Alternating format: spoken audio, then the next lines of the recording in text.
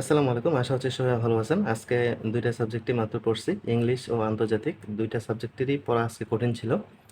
English থেকে adverb ও conjunction, interjection এই পড়াগুলো পড়লাম। তো অ্যাডভার্বটা মোটামুটি ৪-৫ টা রুলসের মধ্যেই শেষ। তারপর হচ্ছে কনজাংশন। কনজাংশন গুরুত্বপূর্ণ একটা চ্যাপ্টার বিসিএস এবং ব্যাংকের জন্য।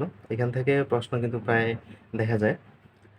তো এখানে যে রুলসগুলো আছে এগুলো মনে রাখাটা খুবই ডিফিকাল্ট, কারণ অনেকগুলো রুলস আছে এখানে। আর একই মতো অনেক কিছু মনে হয়, জিনিসগুলো মনে থাকতে চায় না।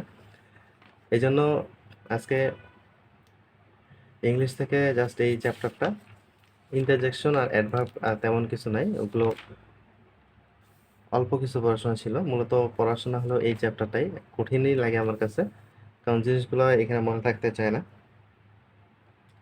অনেকগুলো কনজাংশন আছে এখানে, এই জিনিসগুলো একটু আজকে ভালো করে পড়ার চেষ্টা করছি।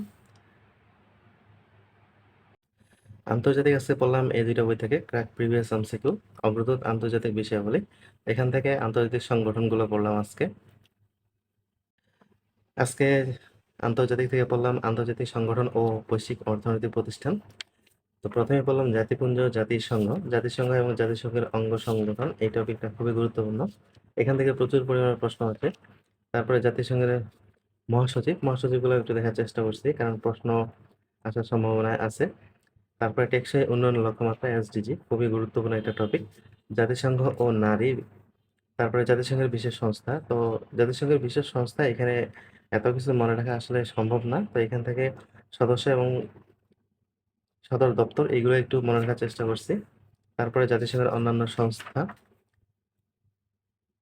তারপরে বৈশ্বিক অর্থনৈতিক প্রতিষ্ঠান, তো এখান থেকে বিশ্ব ব্যাংক, এটা খুবই গুরুত্বপূর্ণ। তারপরে আইএমএফ, ওয়ার্ল্ড ট্রেড অর্গানাইজেশন, এখানে ৩টা অর্গানাইজেশনই গুরুত্বপূর্ণ। তারপরে প্রিভিয়াস প্রশ্নগুলো মোটামুটি ভালো করে পড়ছি। তো প্রিভিয়াস প্রশ্নগুলোতেও দেখছি আসলে প্রশ্নগুলো কোন টাইপের হয়। আন্তর্জাতিক আদালত, তারপরে আঞ্চলিক জোট, Commonwealth, OIC, Islamic university of technology, এইগুলো একটু দেখার চেষ্টা করছি, কারণ এইগুলো থেকেও প্রশ্ন আসছে ২-১টা করে। তারপরে সার্ক, আসিয়ান, এই দুইটা সংগঠন খুবই গুরুত্বপূর্ণ। তারপরে এখানে প্রিভিয়াস প্রশ্নগুলো একটু ভালো করে পড়ছি। তারপরে হচ্ছে ইউরোপীয় ইউনিয়ন, খুবই গুরুত্বপূর্ণ একটা টপিক, এটাও একটু ভালো করে পড়ার চেষ্টা করছি। অর্থনৈতিক ও বাণিজ্যিক সংগঠন, APEC, ADB, IDB, New Development Bank, BRICS, এগুলো গুরুত্বপূর্ণ, এগুলো একটু ভালো করে পড়ার চেষ্টা করছি। তার সাথে প্রিভিয়াস যে প্রশ্নগুলো ছিল, আন্তর্জাতিক স্বেচ্ছাসেবী সংগঠন বা সংস্থা, এখান থেকে transparency international, red cross, rotary international, এগুলো দেখার চেষ্টা করছি, এগুলো খুবই গুরুত্বপূর্ণ। তারপরে বিভিন্ন সংস্থার সদর দপ্তর, এটা একটা মোস্ট গুরুত্বপূর্ণ টপিক। আন্তর্জাতিক মূলত বই থেকে এতটুকুই পড়ছি। এরপরে ক্র্যাক প্রিভিয়াস বই থেকে যে প্রশ্নগুলো ছিল, এখানে অনেকগুলো প্রশ্ন দেওয়া আছে। জাতিসংঘ থেকে শুরু করে যতগুলো টপিক বই থেকে পড়ছিলাম, জাতিসংঘের অঙ্গ সংগঠন, তারপরে আইএলও, ইউএনডিপি, যা আছে সবগুলো সংস্থা, এখানে প্রায় অনেকগুলো পেজ আজকে প্রিভিয়াস প্রশ্নগুলো পড়ছি, কারণ প্রিভিয়াস প্রশ্ন খুবই গুরুত্বপূর্ণ আন্তর্জাতিক এবং বাংলাদেশের ক্ষেত্রে। হ্যাঁ, সাধারণ জ্ঞান বিষয়ক যে সাবজেক্টগুলো, এগুলোতে প্রিভিয়াস প্রশ্ন অনেক বেশি গুরুত্বপূর্ণ। তো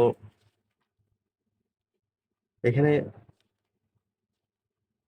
যতগুলা যতগুলো সংগঠন পড়ছিলাম বই থেকে, তো ওইগুলাই এখন বাছে বাছে দেখে দেখে পড়ছি। তারপরে এখানে দু একটা টপিকের প্রশ্ন আছে যেগুলা আসলে খুব কম গুরুত্বপূর্ণ, ওইগুলো তেমন একটা লাগবে না, তো ওই জিনিসগুলো এখানে বাদ দিছি।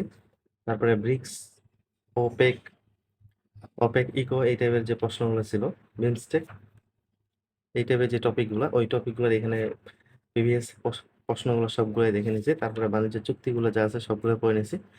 তো আন্তর্জাতিক সংগঠন ও বৈশ্বিক অর্থনৈতিক সংগঠনের সবচেয়ে গুরুত্বপূর্ণ যে ৪টা টপিক দেখলাম যেগুলো থেকে রেগুলারলি প্রশ্ন আসে, সেগুলো হচ্ছে ১ নাম্বার হচ্ছে জাতিসংঘ, ২ নাম্বারে হচ্ছে এসডিজি, ৩ নাম্বারে হচ্ছে সদর দপ্তর সদর দপ্তরগুলা, ৪ নাম্বার হচ্ছে আইএমএফ, বিশ্ব ব্যাংক। এই ৪টা টপিক কি সবচেয়ে বেশি গুরুত্বপূর্ণ, এগুলো থেকেই রেগুলার প্রশ্ন আসে। তো এই ৪টা টপিক বেশি গুরুত্বপূর্ণ, এই জন্য এগুলো বেশি গুরুত্ব দিয়ে পড়ে তারপরে বাকি যেগুলো আছে এগুলো পড়তে হবে, কারণ বাকিগুলো থেকেও আসার সম্ভাবনা আছে।